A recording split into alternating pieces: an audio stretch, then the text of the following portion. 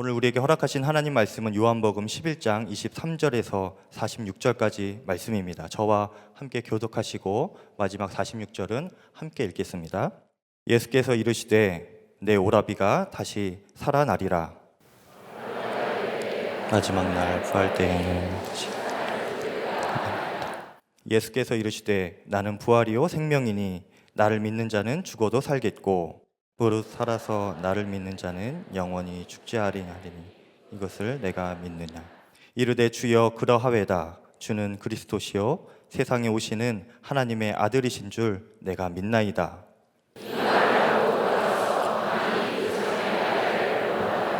선생님이 오셔서 너를 부르신다 하니 마리아가 이 말을 듣고 급히 일어나 예수께 나아가매 예수는 아직 마을로 돌아오지 아니하시고 마르다가 맞이했던 곳에 그대로 계시더라.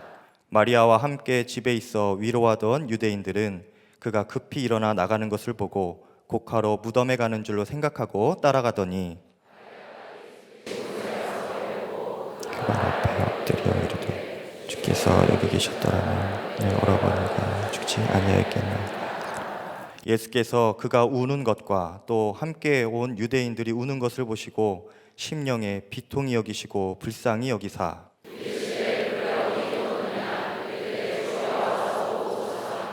예수께서 눈물을 흘리시더라.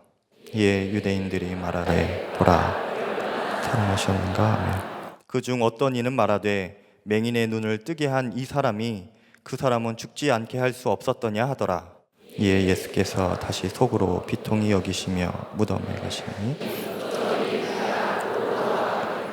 예수께서 이르시되 돌을 옮겨 놓으라 하시니 그 죽은 자의 누이 마르다가 이르되 주여 죽은 지가 나흘이 되었음에 벌써 냄새가 나나이다.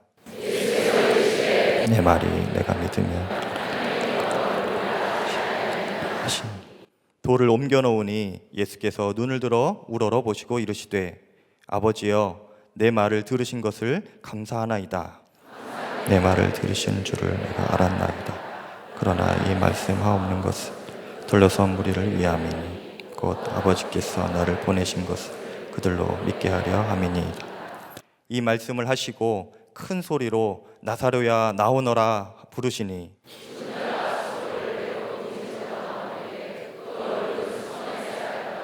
예수께서 이르시되 풀어 놓아 다니게 하라 하시니라. 마리아에게 와서 예수께서 하신 일을 본 많은 유대인이 그를 믿었으나 그 중에 어떤 자는 바리새인들에게 가서 예수께서 하신 일을 알리니라. 아멘. 하나님 말씀입니다. 어느 선교사님 그 현장의 어려움 때문에 기후도 나쁘고 음식도 제대로 못 드시고 무엇보다도 그 정부의 강력한 탄압 때문에 은밀하게 비밀스럽게 그렇게 살아야 되는 그런 스트레스로 인해서 아주 몸이 많이 망가진 상태에서 치료를 받으려고 한국에 돌아오셨어요. 그 선교사님을 위해 기도해 드리면서 선교사님, 무엇보다도 몸이 아픈 것보다 더 중요한 게 마음의 두려움과 염려가 주님께 맡겨져야 됩니다. 그렇지 않으면 선교사님 다시 선교지로 돌아갈 수도 없습니다. 그랬더니 그 선교사님이 말씀을 안 하고 가만히 고개를 숙이고 계시다가 하시는 이야기가 그게 잘 안 돼요. 그렇게 말씀하시더라고요. 염려를 주님께 맡기십시오. 두려움을 주님께 맡기십시오. 근데 선교사님이 그게 안 된다는 거예요. 여러분들은 염려가 주님께 맡겨집니까? 여러분이 진짜 예수님을 믿는지 안 믿는지는 염려와 두려움이 여러분을 맡겨지나 말이에요. 그게 안 되는 거가 문제인 거죠. 하나님은 능력이 하나님인 걸 압니다. 천지를 창조하신 하나님. 예수님은 죽은 나사로를 다시 살리신 주님이셨어요. 그런데 문제는 그 주님이 믿어져야, 그래서 염려와 두려움이 맡겨져야 그게 믿는 건데, 알기는 다 아는데 믿어지지가 않고 염려와 두려움이 해결이 안 되니 참 답답한 거죠. 그래서 오늘 밤에 여러분에게 여러분과 함께 하시는 주님, 여러분 안에 살아계신 주님, 그 주님이 믿어지는 역사가 일어나게 되기를 축복하는 겁니다. 눈이 뜨여서 여러분과 함께 하시는 주님이 바라보아지는 역사가 있게 되기를 원합니다. 삼중고의 여인 헬렌 켈러 여사, 보지도 듣지도 말하지도 못하는 그 여인, 그 분의 생애 이야기는 참 감동적입니다. 이 헬렌 켈러가 설리반 선생님으로부터 이제 글자를 배우기 시작합니다. 근데 얼마나 어려웠는지. 근데 그가 처음 물이라는 단어를 배우는 바로 그날 자기 이야기를 이렇게 써서요. 조금 길지만 제가 읽어드리겠습니다. 물이라는 단어를 처음 그가 배웠을 때, 하루는 새 인형을 갖고 놀고 있는데 설리반 선생님이 내 무릎에 커다란 누더기 인형을 놓고 인형이라고 발음하며 둘 다 인형이라는 점을 이해시키려고 했다. 그날 우리는 이미 컵과 물이라는 두 단어로 한참 씨름을 한 상태였다. 설리반 선생님은 컵과 물이 무엇인지 설명하려고 애를 썼지만 나는 계속해서 그 둘이 헷갈렸다. 선생님이 다시 시작하자 짜증이 난 나는 인형을 잡아 바닥에 획 던져버렸다. 부서진 인형 조각들이 내 발에 느껴지자 쾌감이 밀려왔다. 쾌감 뒤에 슬픔이나 후회는 따라오지 않았다. 나는 그 인형을 사랑하지 않았다. 내가 살던 고요하고 어두운 세상에는 강렬한 감정이나 민감함 따위는 없었다. 선생님이 인형 조각들을 날로 한쪽으로 치우는 것이 느껴졌다. 불쾌하던 것이 사라졌다는 사실에 만족감이 느껴졌다. 선생님이 내 모자를 가져오자 따스한 햇살 아래로 나갈 거라는 것을 알았다. 이 생각은 나를 좋아서 깡충깡충 뛰게 만들었다. 우리는 우물 쪽으로 걸어갔다. 우물 위에 지붕을 뒤덮은 식물에서 나는 냄새가 향기로웠다. 설리반 선생님은 물이 나오는 곳에 내 손을 놓았다. 차가운 물이 한쪽 손에 쏟아지자 선생님은 다른 손에 물이라고 썼다. 처음에는 천천히 쓰더니 그 다음에는 빨리 썼다. 나는 손가락 사이의 움직임들에 온 신경을 집중한 채 가만히 서 있었다. 잊고 있던 무언가에 관한 어렴풋한 의식이 갑자기 살아났다. 무언가 다시 생각날 때의 쾌감이 느껴졌다.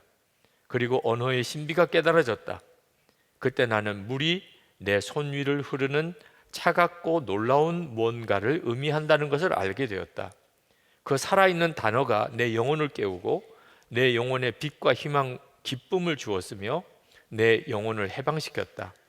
나는 배움의 열정으로 가득해서 그 우물을 떠났다. 모든 것에 이름이 있었다. 모든 이름이 새로운 생각을 탄생시켰다.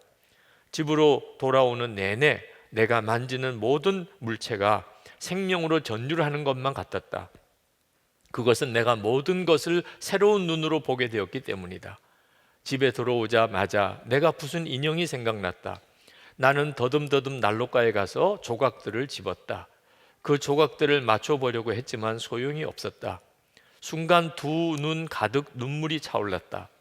내가 무슨 짓을 했는지 깨달았기 때문이다. 난 생전 처음으로 후회와 슬픔을 느꼈다.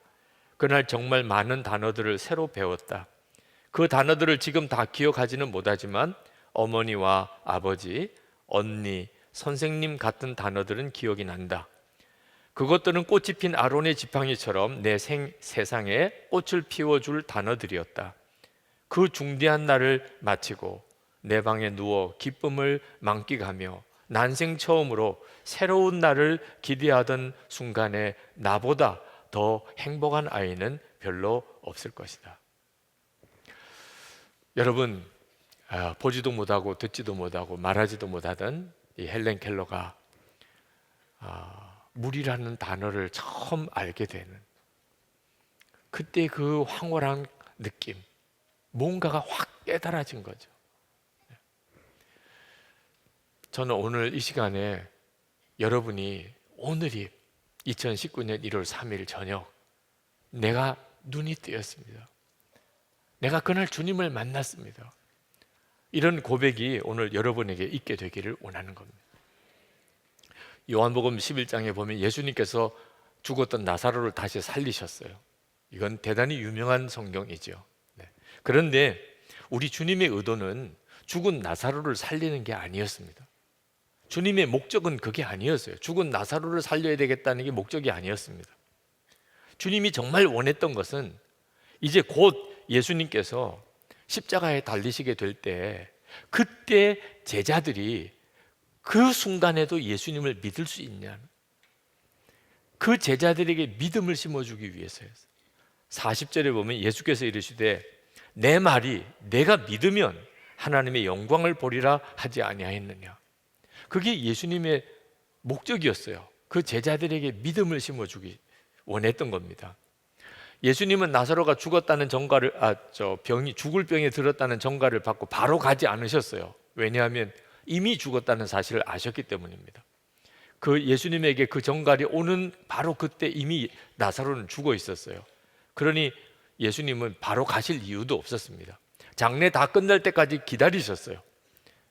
오히려 천천히 가셨습니다. 예수님이 이렇게 하신 것은 어떤 의도가 있었어요. 무슨 의도냐 하면 제자들에게 예수님이 십자가에 달리시는 그 순간에도 예수님을 믿으라는 거였죠.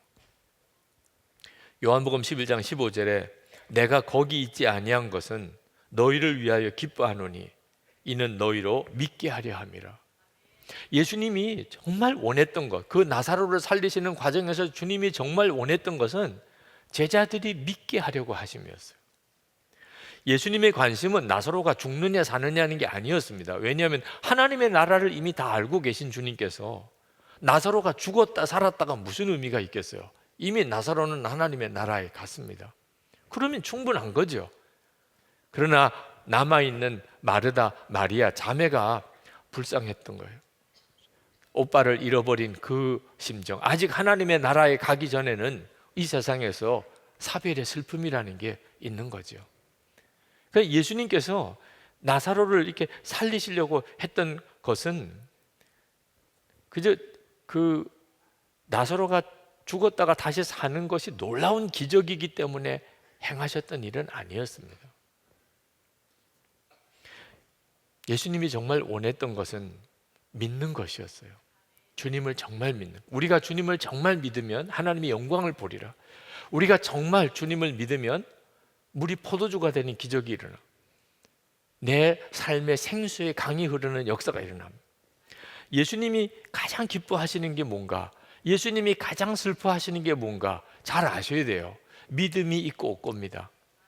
믿음이 없는 것을 보시고 주님은 탄식을 하셨어요. 믿음이 있는 사람을 보고는 주님이 막 말할 수 없이 환호성을 지르셨습니다. 우리 주님을 기쁘시게도 하고 우리 주님을 슬프게도 하는 것은 우리의 믿음이에요. 어느 해 선교회장 임명을 받으신 남자 집사님이 굉장히 고민에 빠졌습니다. 회원 명단은 한 20명쯤 되는데 원래에 참여할 가능성이 있는 사람은 5명도 안 되는 겁니다. 그러니 선교회장 하라는 거야 말라는 거야, 이걸 도대체 어떻게 내가 1년 동안 감당하라는 거야, 왜 나 같은 이 사람에게 이렇게 무거운 부담감을 주는 거야, 굉장히 불평을 많이 한다는 이야기를 들었습니다. 그래서 신방을 갔습니다. 신방을 가서 그 집사님과 함께 예배를 드리고 그리고 기도하고, 그리고 그 집사님께 그렇게 권했어요. 집사님, 참 힘들게 집사님이 느끼시는 것은 충분히 이해가 됩니다. 그러나 집사님이 하기 쉽지 않다고 그래서 하나님도 못 하시겠습니까? 감사하게도 그 집사님이 그 말을 마음에 받으셨어요. 나는 너무 힘들지만 하나님도 못 하실까? 그래서 그 집사님이 마음을 바꿔가지고 그 뭐 정말 나올 것 같지도 않은 회원들 한 분 한 분에게 전화를 걸기 시작했어요. 뭐 무조건 안 된다, 힘들다, 못하겠다 이렇게 하지 않고 한 분 한 분 전화를 걸고, 제가 새로 회장된 아무아무개입니다. 우리 원래회가 1월 며칠에 있는데 꼭 오시기를 바랍니다. 이렇게 이제 연락을 드리게 된 거죠. 근데 그날 그 해 1월 첫 번째 원래회 때 이웃 사람까지 25명이 모였어요. 자, 우리가 어떤 일에 대해서 믿음으로 반응하는 것과 그렇지 않는 것은 엄청난 차이가 있습니다. 우리 하나님이 우리에게 정말 원하시는 것은 우리가 정말 믿음으로 반응해야 한다는 거예요. 우리가 가지고 있는 착각 중에 하나는 우리가 힘들고 어려우면 하나님이 신경 쓰실 거다. 내가 이렇게 힘들고 어려운데 그렇지 않습니다. 아무것도 안 하시는 것 같아요. 나는 이렇게 힘들고 어려운데. 하나님이 우리 가운데 역사하시는 것은 전적으로 우리 믿음에 반응하시는 거예요. 내가 믿음으로 반응하지 않으면, 믿음으로 주님 앞에 나가지 않으면 주님은 아무것도 안 하시는 것 같아요.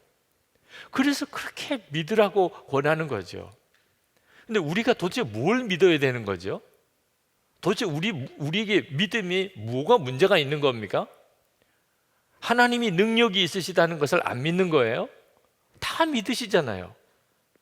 물론 다라고 하기는 좀 죄송하게, 한두 사람은 아닐 수도 있죠. 오늘 어떻게 사람들이 많이 오니까 따라온 분이 한두 분 계실지도 모르겠는데, 물론 다라고 할 수는 없지만 여기 계신 분들 거의 대부분이 다 하나님은 능력의 하나님. 그 안 믿으시는 분 있으세요? 예수님이 죽은 나사로 살리셨다. 그 여러분 안 믿어지세요? 아니, 하나님이신 주님이 아무리 나사로가 죽었다 하더라도 그 죽은 나사로를 다 살리신 거 얼마든지 하실 수 있잖아요. 우리가 대단한 믿음을 가지고 있다니까요. 그런데 도대체 무슨 믿음이 문제가 되는 거죠?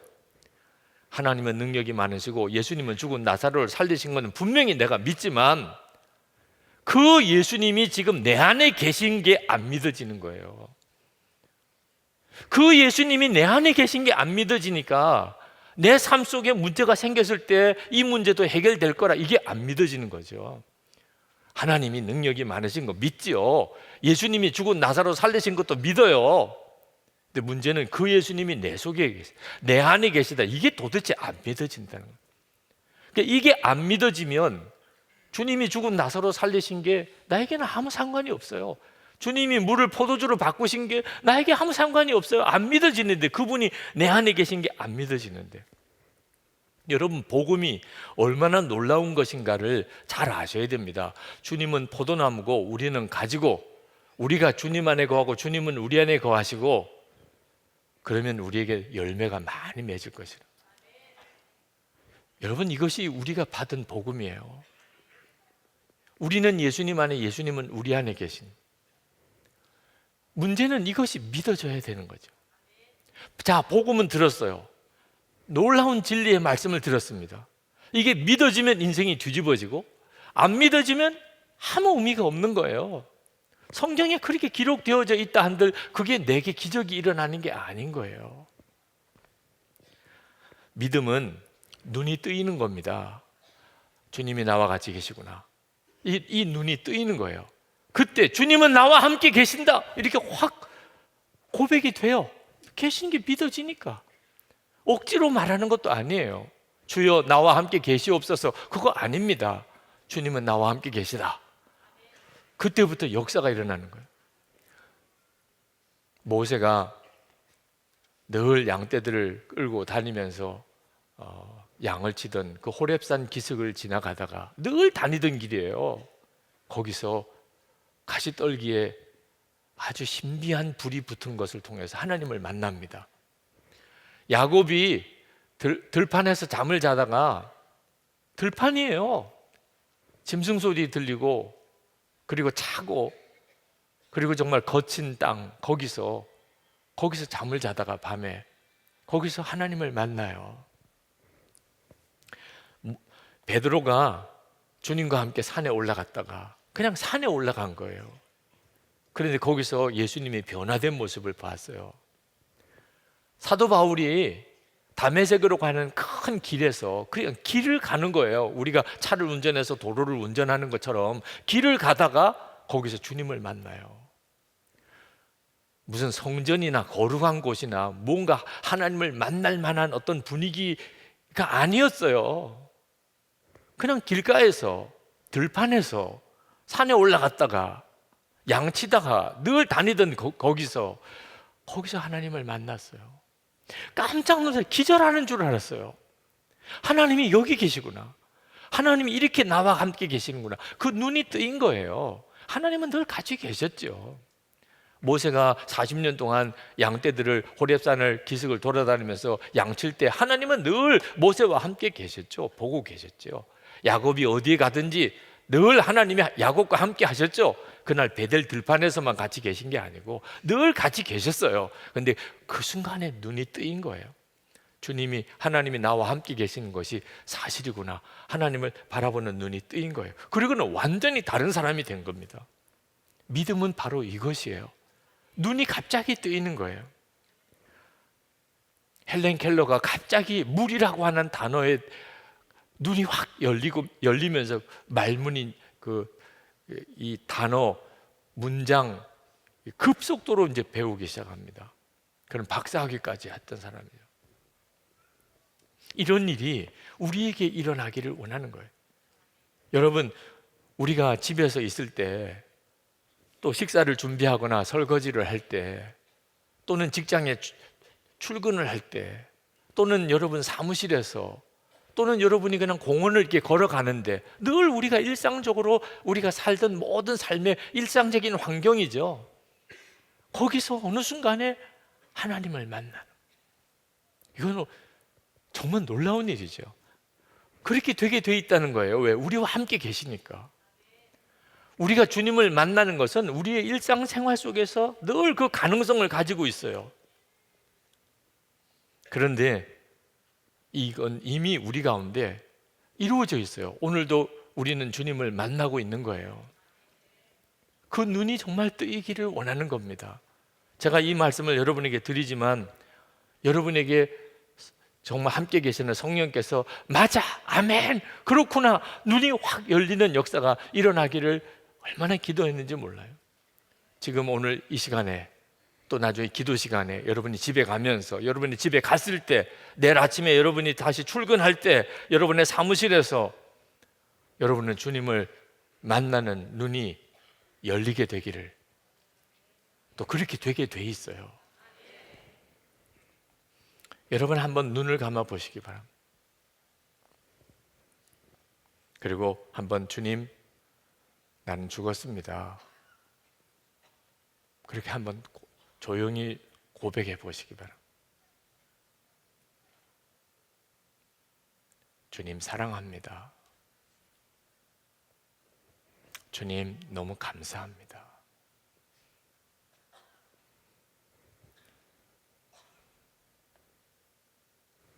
눈을 뜨세요. 아주 정말 짧은 시간. 자, 어떤 느낌이셨어요? 너무 짜증이 났, 죽을 것 같아, 답답해서 미칠 것 같아, 뭐 화가 이렇게 나지, 이런 분이 있으십니까? 아마 없으셨을 거예요. 갑자기 그냥 뭐라고 설명할 수 없는 평강이 내 마음에 임하고, 그죠? 내 속이 갑자기 뭔가 확 열리는 것 같고, 내 속에 감사가 일어나고, 아마 아주 짧은 시간이었기 때문에 그게 여러분에게 분명하지 않았을지 모르지만 아마 그 느낌을 느끼셨을 거예요. 여러분 안에 주님이 함께 계시니까, 여러분이 주님께 조금이라도 반응하면 그것이 여러분에게 느껴지는 거예요. 주님이 함께 계심이. 아니, 지금 우리와 함께 계시다니까요. 그냥 우리가 막연하게 믿으라고 하는 게 아니에요. 두세 사람이 내 이름으로 모인 게서 나도 그들 중에 있느니라. 이미 그것이 우리 가운데 그대로 이루어졌고 우리가 그대로 경험되는 거예요. 여러분 다시 한번 눈을 감고 예수 우리 왕이여 그 찬양을 조용히 한번 불러보시기 바랍니다. 눈을 감아보세요. 여러분 주님 앞에 있다고 생각하세요. 그리고 한번 여러분의 속으로 잠잠히 한번 주님께 찬양을 올려보세요. 예수 우리 왕이여 이곳에 오소서 보좌로 주여 임하사 찬양을 받아 주소서. 주님을 찬양하오니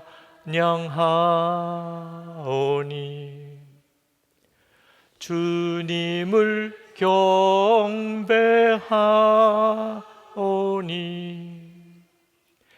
왕이신 예수여 오셔서 좌정하사 다스리소서.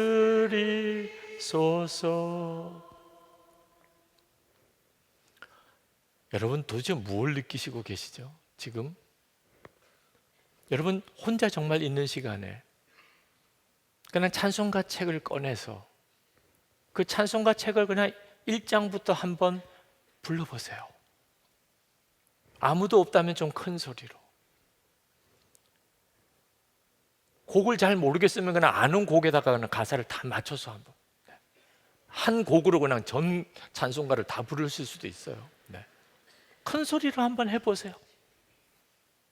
주님이 여러분과 함께 계시는 걸 모르겠다고요? 그 너무 막연하다고요? 너무나도 분명하다니까요. 주님은 말씀하신 것을 그대로 지키신 분이세요. 베드로전서 1장 8절에 예수를 너희가 보지 못하였으나 사랑하는도다.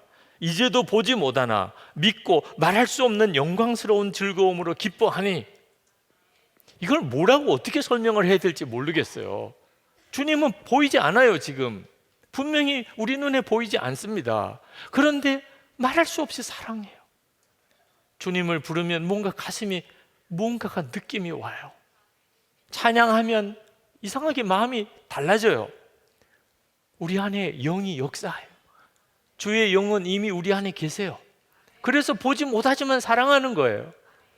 지금도 보지 못하지만 말할 수 없는 기쁨과 즐거움이 우리 속에서 일어나는 거죠. 주님은 우리와 함께 계세요. 저는 나는 죽었습니다. 이 고백을 제 삶에 문제가 있을 때마다 몇 번씩 고백합니다. 그냥 그거밖에 없어요. 주님, 저는 죽었습니다. 주님, 저 유기성은 죽었습니다. 그 고백으로 얼마나 많은 문제들과 시험을 이겼는지 모릅니다. 그냥 나는 죽었다고 고백한 것뿐인데 주님이 내 안에 계시지 않다면 내가 죽었다는 고백이 아무 의미가 없는 거죠. 근데 주님이 내 안에 계시니까 내가 죽었다고 고백하는 순간에 주님의 역사가 일어나요. 비로소 주님이 뭘 원하시는지 그게 깨달아져요. 이상한 일이죠. 그렇게 모르겠더니 그냥 나는 죽었습니다 그랬는데 어떻게 해야 되는지가 깨달아져. 주님이 내게 말씀하실 수 있게 된 거예요. 심리학자인 칼 융이 부부는 한평생 같이 살면서 2번의 결혼식을 올린다 그렇게 말한 적이 있어요. 한 번은 가족과 친지들, 친구들을 다 불러놓고 그리고 올리는 결혼식이고, 2번째는 두 사람 중 누군가가 공경에 처했을 때, 병으로 쓰러졌을 때, 늙었다는 것을 느낄 때 치르는 외부인들이 알 수 없는 부부만의 결혼식이다 라고 했어요. 우리가 평생 어떤 두 사람이 만나서 살아갈 동안에 사람들 다 불러놓고 하는 거창한 그런 결혼식도 있고, 진짜 결혼식이 그 뒤에 와요. 아무도 모르는 두 사람만이 아는 결혼. 한쪽이 위기가 처해졌을 때, 그때 진짜 이제 결혼식이 일어나는 거예요. 여러분, 예수님과의 관계도 똑같아요. 우리가 예수님을 2번 주님과의 관계에 주님과의 영접하게 됩니다. 한 번은 복음을 듣고, 십자가의 속죄의 복음을 듣고, 그리고 내가 의지적으로 예수님을 구주로 영접하는, 그래서 세례를 받는 거예요. 아, 이 사람이 예수를 믿게 되었구나. 모든 사람들이 다 기뻐하고 축복해 줍니다. 그런데 또 한 번 예수님을 영접할 때가 있어요. 내 삶에 말할 수 없는 시험이 왔어요. 하나님이 정말 믿어지지 않는 그런 어려움이 왔어요. 그때 나는 죽었습니다. 예수님 저와 함께 계십니다 라고 이렇게 고백하는 주님과만의 아주 비밀스러운 순간, 그 순간이 이번 3일 동안의 부흥회 때 하나님이 우리에게 허락하시고 싶어 하시는 거예요.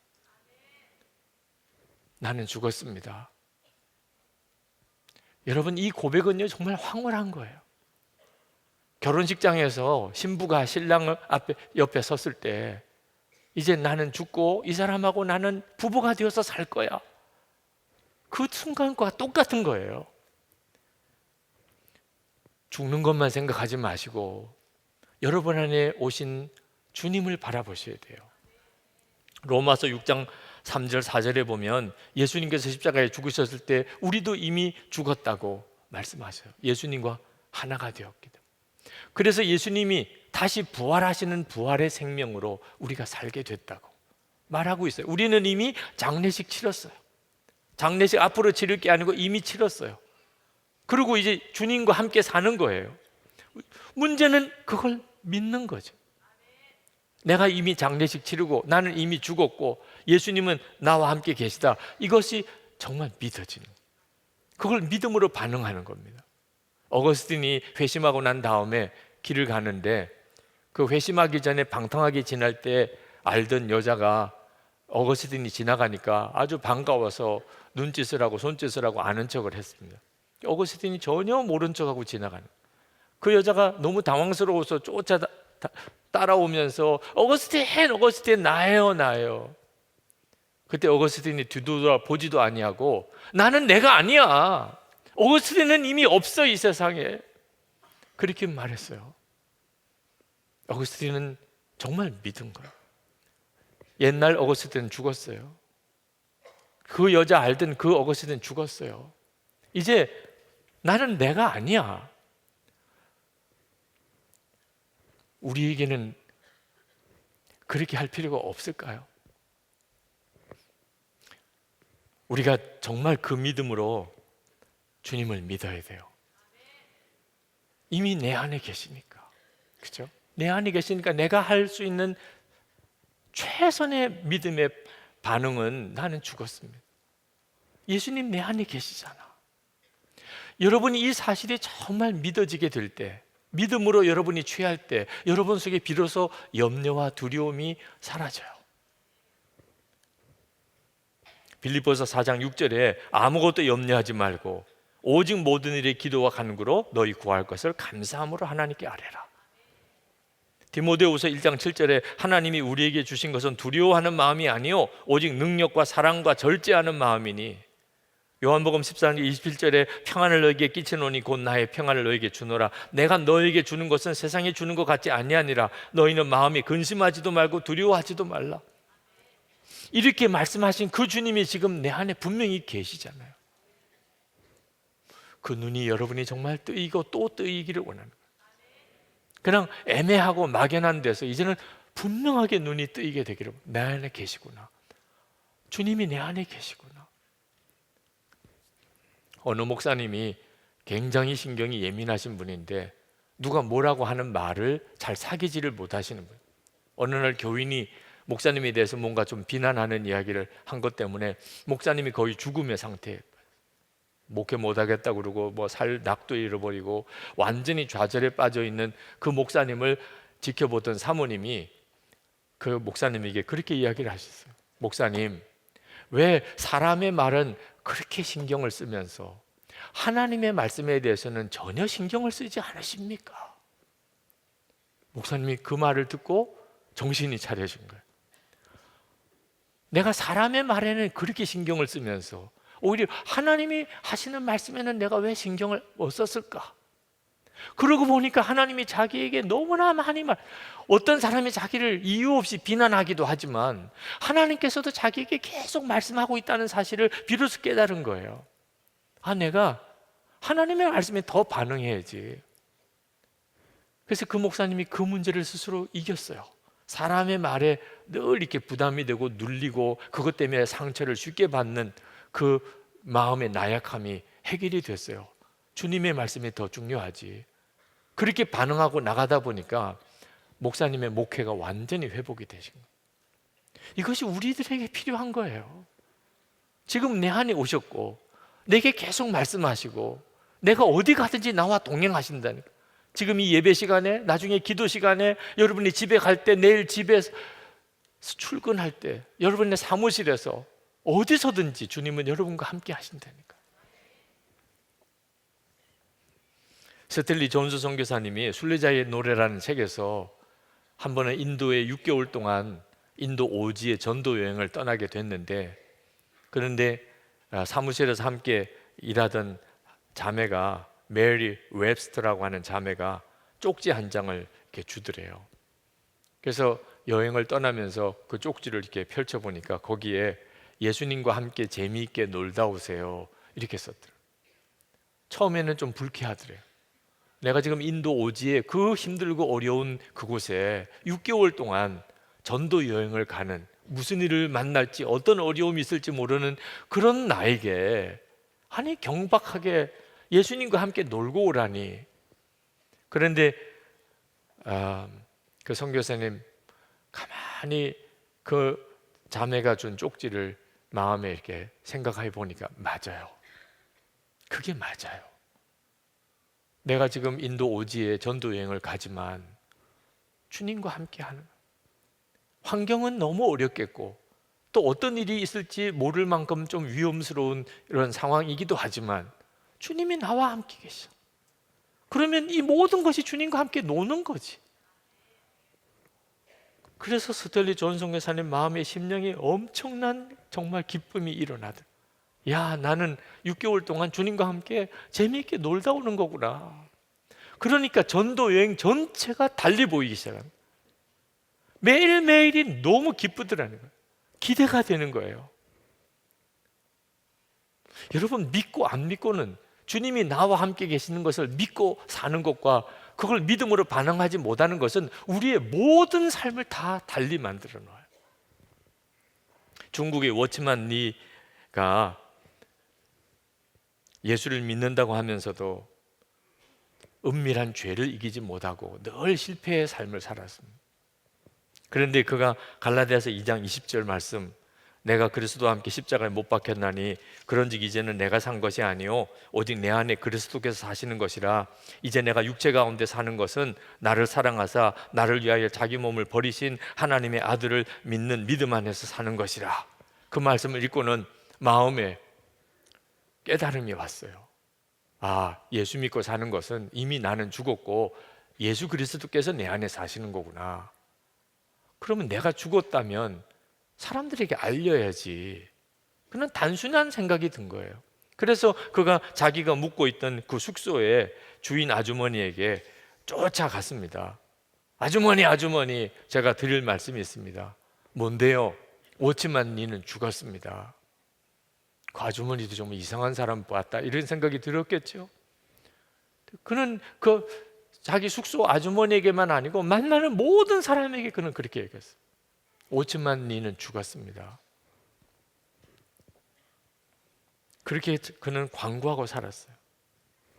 근데 그때부터 자기 삶의 변화가 일어났다는 거예요. 예수 그리스도로 사람이 거듭나나, 자기가 자기 스스로에게 확신이 오더라. 사람은 거듭난다. 삶이 완전히 달라졌다. 언제부터 그렇게 됐는데, 내가 죽었다는 것을 내가 정말 믿을 때 주님이 나와 함께 계시고 내 생명이 되시는 역사를 비로소 경험했다는 거예요. 한 번은 목회자들 세미나 때 어느 전도사님이 간증을 하셨어요. 우리 김승혜 목사님과 잘 아는 그런 전도사님인데, 잘 아는 목사님 뵈러 우리 교회를 왔습니다. 와서 이제 이런저런 이야기를 하시다가 김승혜 목사님이 질문을 했어요. 예수님께서 지금 너와 함께 계시는 것을 아느냐? 그 질문을 받고 그 전도사님이 이 목사님 좀 교제할 분 못 되네, 이런 생각을 했대요. 뭐 이상한 말씀을 하시네. 예수님이 너와 함께 계시는 것을 아시냐니. 주님이 나와 함께 계시는 것을 어떻게 알아? 그리고 이제 헤어져서 이제 지하철을 타고 집으로 가면서 앉아 있는데 갑자기 그 생각이 들더래요. 예수님이 너와 함께 계시는 걸 너가 아느냐? 근데 그 지하철에서 정말 너무나도 정말 놀라운 눈이 뜨였어요. 주님이 나와 함께 계시잖아. 지금 나와 함께 계시잖아.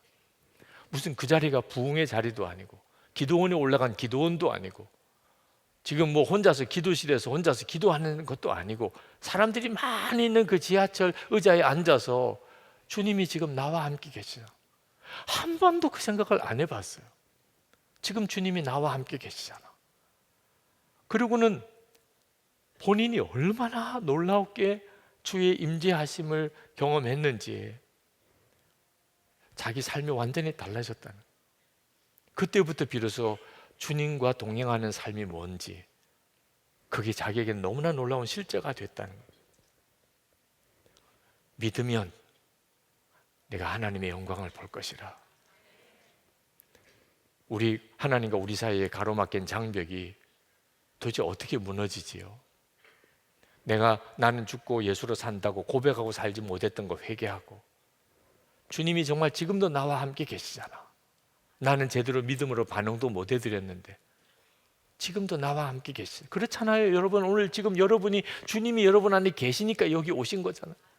여러분 안에 계시니까 찬송도 부르는 거잖아요. 지금 여러분 안에 계시니까 말씀을 듣고도 아멘이 되잖아요. 여러분 안에 주님이 계시잖아요. 이것이 정말 놀라운 일이구나. 그걸 붙잡으셔야 돼요. 이제 여러분이 살아가는 여러분의 삶은, 여러분의 믿음이 정말 태풍이 부는 앞에 촛불과 같이 그렇게 사라지기 정말 쉬운 그런 상황 속에 우리가 살 거예요. 하나님은 진짜 살아계시냐? 정말 살아계시냐? 이래도 살아계시냐? 이것도 하나님이 살아계신 거냐? 그런 일들을 우리가 수없이 경험할 거예요. 개인도, 나라도, 민족도, 열방을 볼 때도. 그때 여러분 어떻게 여러분의 믿음을 지키실 거예요? 내 안에 계신 주님, 주님은 내 안에 분명히 계시잖아. 내 안에 주님이 계신데, 주님이 나와 함께 계셔. 나는 그걸 알아. 주님이 내 안에 계시지 않는다면 내가 이럴 수가 없어. 내가 어떻게 기도하겠어? 주님이 내 안에 계시지 않는다면 내가 어떻게 하나님을 아버지라고 부르겠어? 주님이 내 안에 계시지 않는다면 내가 어떻게 예배를 드리겠어? 주님이 내 안에 계시지 않는다면 내가 어떻게 하나님 뜻대로 하지 않는 것 때문에 내가 이렇게 마음에 근심이 일어나겠어? 주님이 함께 계시지 않는다면 내가 어떻게 전도하고 싶은 생각이 들겠어? 주님이 나와 같이 계시잖아. 이건 정말 너무나 놀라운 일이잖아. 사람들이 다 하나님이 안 계시다 그러고, 실제로 되어지는 일을 보면 하나님이 계시면 어떻게 이렇게 하실 수 있나 그렇게 싶어도 주님은 진짜 내 안에 계시잖아. 그래서 이겨나가는 거예요. 주님, 제가 상황을 다 이해 못합니다. 지금 내게 눈앞에 펼쳐지는 일들 내가 정말 해석할 수도 없습니다. 하나님 뜻 어디 있는지도 잘 모르겠어요. 그러나 한 가지 분명한 것은 주님이 나와 함께 계신 거, 이것만큼은 분명합니다. 그러면 충분한 거예요. 그러면 이길 수 있는 겁니다. 여러분 혼자라도 그런 믿음을 가지면 그건 참 놀라운 일이죠. 근데 그런 믿음을 가진 사람이 함께 공동체를 이루고 있다면, 여러분 주변에 주님을 모시고 정말 주님이 여러분과 함께 계신 것을 진짜 믿는 사람이 한두 사람이 아니에요. 이런 공동체가 있다면 이건 얼마나 놀라운 힘이 될까요? 그냥 전화로도 집사님, 그러면 주님이 저와 함께 계신 것 제가 너무나 분명히 압니다. 지금도 저와 같이 계세요. 그렇죠. 저도 그렇습니다. 집사님, 우리 주님 바라보고 기도합시다. 우리가 예수 동행 일기를 쓰는 나눔 방을 만드는 게 이게 얼마나 세상을 이기는 놀라운 힘인 줄 아십니까? 주님이 우리와 함께 계신 것을 계속 확인하고 매일 확인하고 살잖아요. 그러면 비로소 우리는 물이 포도주가 되는 일이 우리 삶 속에서 너무나 자연스럽게 일어나고 내 속에 생수의 강이 흘러 넘치는 것을 놀랍게 경험하게 됩니다. 저는 고등학교 다닐 때 고린도후서 13장 5절 말씀을 읽고, 너희는 믿음 안에 있는가 너희 자신을 시험하고 너희 자신을 확증하라. 예수 그리스도께서 너희 안에 계신 줄을 너희가 스스로 알지 못하느냐? 그렇지 않으면 너희는 버림받은 자니라. 그 말씀을 들을 때 정말 믿어지지 않았습니다. 예수님이 내 안에 계시다는, 정말 믿어지지 않았어요. 그러나 그 말씀이 저에게 엄청 충격을 주었어요. 내 안에 계시단 말이야? 아니, 예수님이 내 안에 계시단 말이야?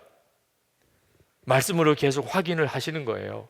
요한복음 14장 18절에 내가 너희를 고아와 같이 버려두지 아니하고 너희에게로 오리라.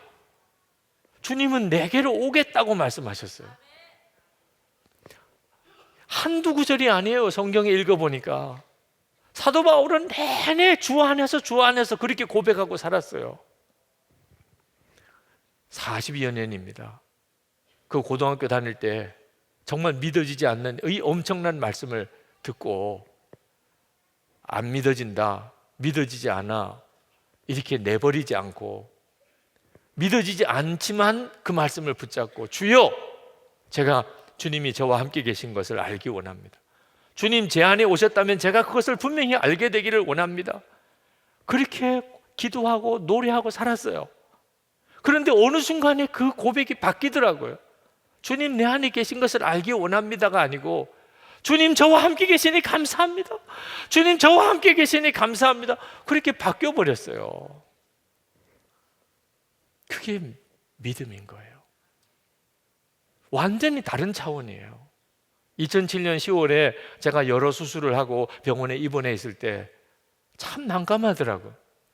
그때 하나님 앞에 병실에서 정말 이렇게 기도했어요. 주여, 지금 저와 함께 계심을 저로 알게 해 주옵소서. 그걸 알고 싶었어요. 나 혼자 병실에 있는 게 아니고 주님이 나와 함께 계시는 것을 알고 싶었어요. 그래서 주님, 지금 나와 함께 계시는 것을 알게 해 주옵소서. 그때 너무나 분명하게 주님이 저에게 주시는 말씀이 있었어요. 너와 함께 하는 것을 알게 해달라고 기도하지 말고 믿으라. 나와 함께 해주세요. 그렇게 하지 말고 너와 함께 함을 믿으라. 그래서 주님, 저와 함께 계십니다. 기도도 자꾸 습관적으로 그냥 늘 하던 패턴대로 하니까 도와주세요, 살려주세요, 주여 저와 함께 해주세요, 이렇게 기도가 나오는 거더라. 믿음으로 반응하여 기도하면 기도가 완전히 달라져요. 주님 저와 함께 계시네요. 여전히 주님은 나와 함께 계시네요. 주님을 찬양합니다. 그렇게 그냥 확 기도가 확 달라져요. 주님을 찬양합니다. 주님 감사합니다. 주님께 다 맡깁니다. 나는 죽었습니다. 주님 내 생명이십니다. 그러고 나니까 병실 안에 공기가 완전히 달라져 버렸어요. 여러분, 조약돌을 그거 백날 품어야 변화 일어나지 않아요. 씨 하나 땅속에 심으면 생명이 있는 씨는 거기서 싹이 나고 그리고 꽃이 펴요. 이건 엄청난 일이죠. 그렇다면 생명이신 주님을 내 마음에 품고 늘 주님 나와 함께 계신 것을 진짜 믿고 그걸 기뻐하고 그걸 고백하고 살면 그 인생이 어떻게 되겠어요? 아니, 생명 있는 조그만 보잘것없는 씨앗 하나 땅속에 심어도 그 씨앗이 그 엄청나게 큰 식물이 되고 거기서 꽃도 열매도 피는데 이게 기적이잖아요. 생명이신 주님을 내가 가슴에 품고 주님이 나와 함께 계신 거, 이거 정말 부인할 수가 없어. 부인할 수. 주님 내 안에 안 계시다고 안 믿으려는 게 더 어려워. 안 믿으려는 게. 주님 정말 나와 같이 계시구나. 주님이 나와 함께 계신다. 나와 함께 계신 주님 저와 함께 계시네요. 여러분이 매 순간에 이 고백하고 살면 비로소 여러분이 알게 됩니다. 주님이 모든 것을 다 하신다. 그 죽은 나사로 살리신 그 주님, 물을 포도주로 만드신 그 주님이 지금 나와 함께 사신다. 하나님께서 그 역사를 여러분에게 분명하게 눈뜨게 해 주실 것입니다. 그 뒷이야기는 내일 드리겠습니다. 네. 오늘은 믿음만 붙잡으십시오. 네. 오늘은 정말 믿음만 붙잡으십시오. 이건 엄청난 일이에요. 오늘 이제 우리 찬양을 같이 부르고 기도할 때 주님 제 속에 눈을 완전히 열어주소서. 막연하게 주님이 나와 함께 계시겠지, 이제는 아니, 너무 분명합니다. 주님 너무 분명하네요. 주님 나와 함께 계시네요. 아멘입니다. 주님, 저는 오직 주님만 찬양하고 주님만 의지하고 나가겠습니다. 그 사실이 믿어지기까지. 나는 죽었구나, 예수님이 내 안에 사시는구나, 이게 정말 마음이 믿어지기까지 기도하시는 거예요. 그죠? 기도를 언제까지 해야 되냐? 정말 너무나 분명히 믿어지는 거예요. 이 예배당을 나갈 때도 믿어지는 거예요. 집에 가서도 믿어지는 거예요. 내일 아침에 눈 떴을 때도 믿어지는 거예요. 주님은 나와 함께 계시구나.